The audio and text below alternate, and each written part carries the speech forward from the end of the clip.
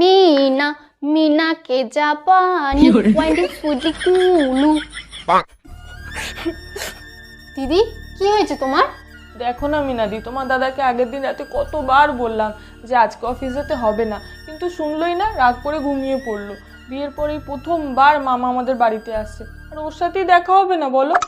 দিদি দাঁড়াও না, আমি থাকতে তোমার চিন্তা কিসের? তুমি শুধু এটা বলো যে দাদা ঘুম থেকে উঠে কি করে। হ্যাঁ, ওই তো প্রথমে উঠে হাই তোলে, তারপর এদিক ওদিক ফোনটা খোঁজে, দেখে ফোনটা চার্জে, তারপর ঘড়ির দিকে তাকায়, দেখে লেট হয়ে গেছে, তখন লাফ দিয়ে উঠে বসে। তারপর তুমি তো জানোই, বলবে মিনাদি আমার টিফিনটা দাও, আর আমার ব্যাগটা দাও, অফিসের দেরি হয়ে যাচ্ছে তো। তারপর এগুলো দেবো আর অফিস চলে যাবে। ঠিক আছে, কিন্তু আজকের ঘটনাটা একটু আলাদা হবে। দিদি তুমি শুধু দাদার ফোনটা সাইলেন্ট করে দাও। আরে ওটা সাইলেন্ট না সাইলেন্ট, ঠিক আছে আমি এক্ষুনি করে দিচ্ছি।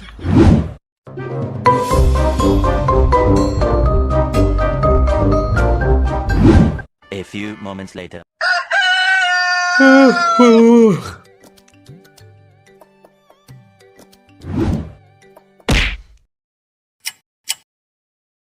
रोज 7:30 बजे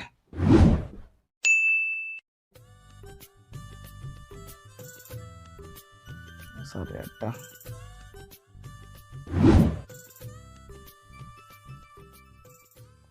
আর ভালো লাগছে না, তাড়াতাড়ি ঘুমটা ভেঙে গেল। 9টা বাজে সবে, 11টা বেজে গেছে। অফিস থেকে এতবার ফোন করেছে। হ্যালো হ্যালো বিজয়, আজকে অফিসে এলে না কেন? ফাঁকি মারা শুরু করছো নাকি? না স্যার, একটু ঘুম থেকে উঠতে দেরি হয়ে গেল আমার, আর আমার ঘড়িটার মনে হয় 12টা বেজে গেছে। ঘড়ির না, তোমার 12টা বেজে গেছে। কুম্ভকর্ণ, ঘুমাও, তোমাকে অফিসে আসতে হবে না। 3 দিন স্যালারি কাটা গেল।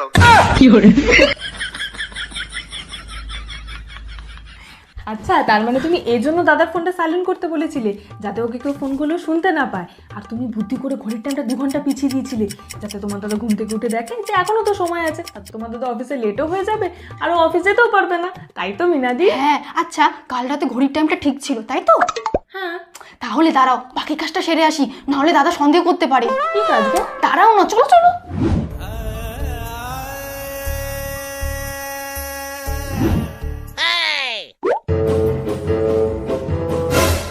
এ বাবা, আমি এত তাড়াতাড়ি কাজে চলে এলাম। যাই একটু আরাম করি, পরেই কাজ করব। এই দাঁড়াও, তুমি ঠিক সময় এসছো।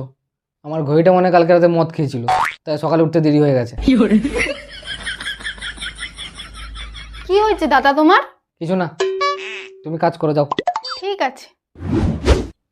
দিদি তোমার মামা যা যা খেতে ভালোবাসে তুমি যেমন বলেছো আমি অমনি রান্না করে দিচ্ছি, কিন্তু আমার বিকেলে একটু তাড়াতাড়ি ছুটি চাই, বিকেলে রেশন তুলতে যেতে হবে। আচ্ছা ঠিক আছে। মামা আসো আসো, ভালো আছো তো? আর বাড়ির সকলে ভালো তো? হ্যাঁ হ্যাঁ, সব ঠিক সব ঠিক। কি জামাই কেমন, সব ঠিক তো? বসো মামা, বসো বসো। হ্যাঁ বসবোই তো। বিয়ের সময় একবার দেখা হয়েছিল, তখন যা চালিয়েছে, যদি এরকম কিছু এবার হয়েছে না, তাহলে আমার থেকে খারাপ কেউ হয় না বলে দিলাম। ভাগ্নি কিছু অসুবিধা, গড়বড়, প্রবলেম, দিক্কত আছে? না না মামা, কিছু না। মিনাদি যাও মামার জন্য শরবত নিয়ে আসো। মামু এই নাও তোমার শরবত। এই যে আমি এলাম বাপু, এখন 2-3 দিন তোদের বাড়িতে গুরুজনের ছায়া থাকবে। কি বুঝলে জামাই? সারা একটা মামা, একটা পাজামা, এখন নাকি 2-3 দিন ঝেলতে হবে।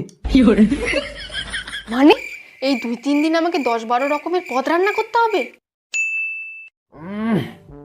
পরিবেশটা জমিয়ে হলো। আরে দূর শালা, তুই আজকে অফিস গেছিস বলে তুই কি হয়েছিস? বস্তার উপর চেল্লাবে না? আরে ওটা একটা পাক্কা হারামজাদা। কি জামাই, বন্ধুর সাথে কথা হচ্ছে? হ্যাঁ হ্যাঁ হ্যাঁ বন্ধুর সাথে তো একটু গালিগালাজ হয়। হ্যাঁ মামা, ঠিকই বলেছো তুমি। হ্যাঁ কি তুমি গালিগালাজ দিচ্ছ যে? তোর বাচ্চা কাচ্চা হলে কি শিখবে? হাতে কি আবার সিগারেট? লুকিও না, তোমার পিছনে তো হনুমানের মতো লেজ নেই, অন্য কোথাও আগুন লেগে যেতে পারে। ও ঠিক আছে, খাওয়ার পর একটা চলে। আর আছে নাকি? হ্যাঁ মামা, আছে তো। গুরুজনকে সিগারেট দিচ্ছ, তোমার লজ্জা করে না? এই শিক্ষা পেয়েছো তুমি? যাচ্ছ কোথায়? আমি ঘুমাবো, আমার পাটা টিপে দাও রাস্কাল। টেপো টেপো ভালো করে টেপো। ভালো করে টেপো। A few moments later.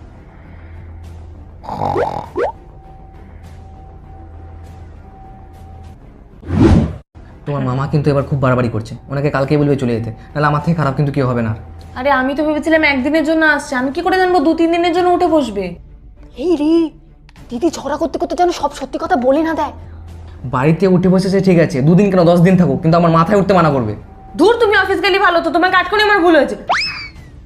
আটকানো মানে? ঘড়ির টাইম চেঞ্জ করা, ফোনে সাইলেন্ট করা দেওয়া, এগুলো তুমি আমি প্ল্যান করে করেছো তার মানে? এর ফল তোমাদেরকে ভোগ করতেই হবে। এই শোনো শোনো শোনো শোনো, না, আমাকেই যা করার করতে হবে, কিন্তু কি করি না, একটা তো বুদ্ধি বের করতেই হবে আমাকে। ওই তো দাদার ফোনটা রেখে গেছে।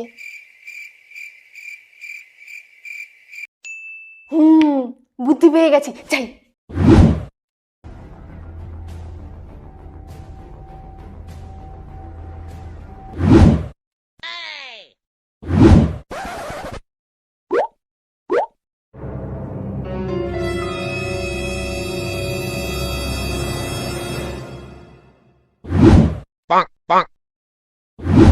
A few minutes later. মামু, ও মামু, আরে ওঠো, চা খাও।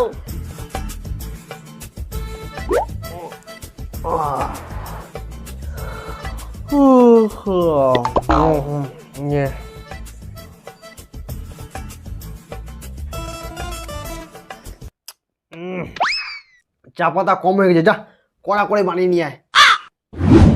মামু, তুমি চোর? কি? হ্যাঁ, দাদা তো মনে হয় দিদিকে বলতে গেল যে তোমার মামা চোর। কি সাহস রে ওই বেটার! মামু, তোমার ব্যাগটা একটু চেক করো তো।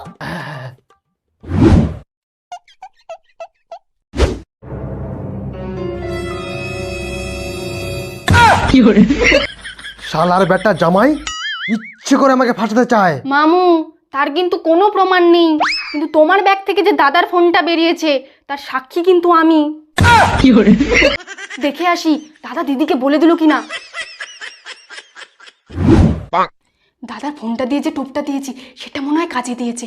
এবার ভুমবাং বলে মামুকে বাড়ি পাঠাতে পারলেই বাঁচি, তাহলে অন্তত দাদা দিদির ঝগড়াটা তো কমবে।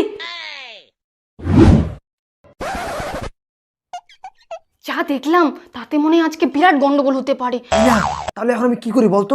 তাহলে শোনো, তুমি নিজে গিয়ে দাদাকে ফোনটা দিয়ে এসো, আর আজকে এখান থেকে কেটে পড়ো, আমি তারপরে দেখে নেব। না হলে তোমার মান সম্মান সব যাবে, দিদি তাতে খুব কষ্ট পাবে, সেটা আমি আবার দেখতে পারবো না। আমি দিদিকে খুব ভালোবাসি তো। হ্যাঁ ঠিক বলেছিস।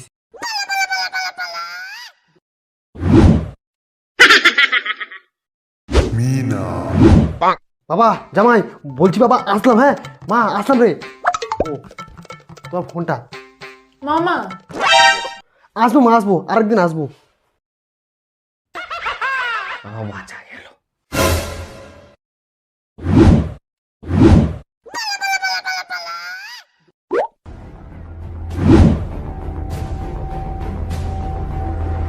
যাক, বুদ্ধি করে মামাকে বাড়ি পাঠানোতে দাদার রাগটা তো একটু কমলো, কিন্তু দিদির মনে হয় খারাপ লাগলো।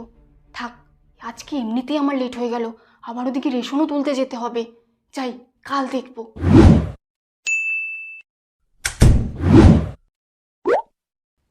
কাল থেকে মনে হয় এখনো দুজন দুজনের সাথে কথাই বলছে না। মিনাদি, তুমি চলে এসেছো? বলছি আজকে আমার জন্য কিছু রান্না করো না, আমার খেতে ইচ্ছা করছে না। ঠিক আছে? দাদা, পরিবারের সব লোক কি সমান হয় বলো? আর দিদির তো এটা শ্বশুর বাড়ি, দিদিকে তো সব দিকটাই দেখতে হয়, তাই না? আর দিদি চেয়েছিল দিদির বাড়ির লোককে তুমি একটু সময় দাও, তাই তোমাকে অফিস যেতে দেয়নি। কিন্তু দিদি তো আর বুঝতে পারেনি যে মামা এভাবে তোমাকে অপমান করবে। সরি, আমারই ভুল। মামা তো পরিবারেরই লোক, আমাকে একটু মানিয়ে নিতে হতো। যাক, মামাকে একদিন ডেকে নিও তুমি। তাহলে তোমার অবস্থা আবার খারাপ হবে। তাতে কি হয়েছে, গুরুজনের ছায়া তো পাবো।